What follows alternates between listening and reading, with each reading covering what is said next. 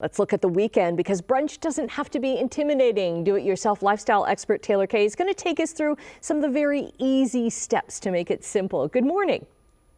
Good morning. Yes, it's like ripping off the Band-Aid after Easter. We're ready for the brunch again, right, Annette? Yes, yes. And you want to start with what your guests, if you're having guests from outside your household, what they're going to expect as they walk through the door. Well, I mean, after the weather yesterday, maybe I'll put a snowman outside and change up my decor. I was thinking like flowers, but I don't know. So, I mean, it is all starting from the outside in. So, changing that mat, like changing Easter mat outside, your welcome mat to something, just like something colorful for spring, adding flowers, changing out your plates. I'll even go to thrift stores to pick up some fun, colorful plates to showcase some food on.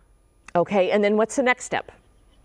The next step is displaying all this delicious food that you've made. And I've got some fun stuff from Villaggio. And this is from Villaggio Artisano, original white bread. It's freshly baked, decadent, soft, thick sliced bread. So if you're doing a DIY brunch, it's great. You can just pick this up at your local grocery store. It's made from quality ingredients, no artificial colors or flavors, lightly dusted with flowers. I've got a croque monsieur here, Annette. I know it's very fancy, some ham and Swiss.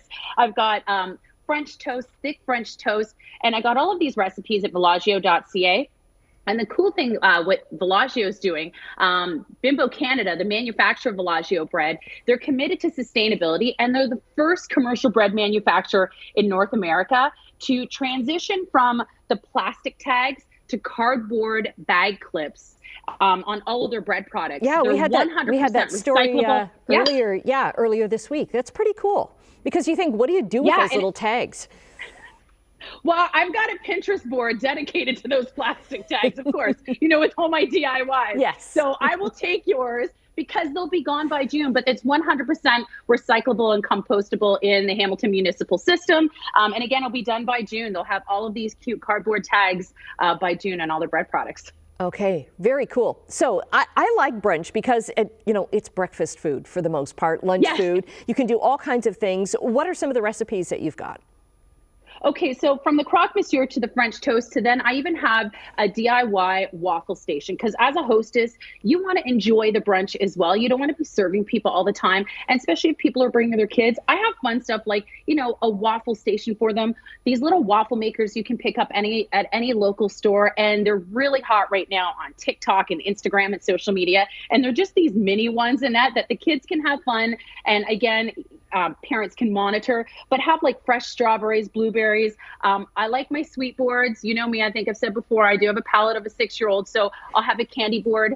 But the other thing is I like to do what I call half-made homemade. It's okay to go to the grocery store and buy stuff already pre-made. I did not make the cupcakes. I did make the butter tarts, but I did not make the lemon tarts. So, it's half-made, homemade, and it's okay. No one needs to know. Just hide the boxes, right?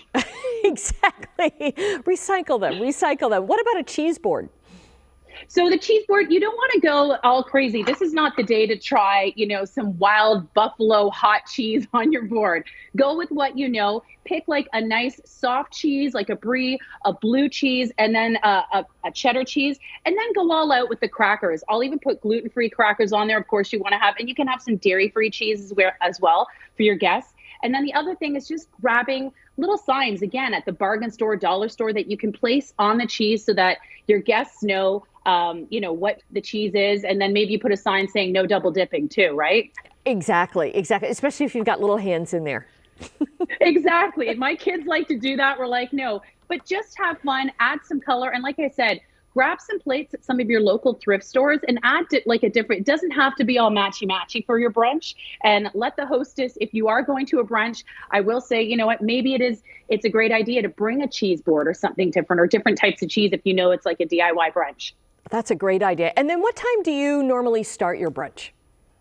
So, for us, it depends. If it's kids, I would start the brunch at around 11 o'clock. But if it's adults, you could start the brunch as late as 2 o'clock. Maybe there's some mimosas involved, or maybe there's adult beverages or something like that.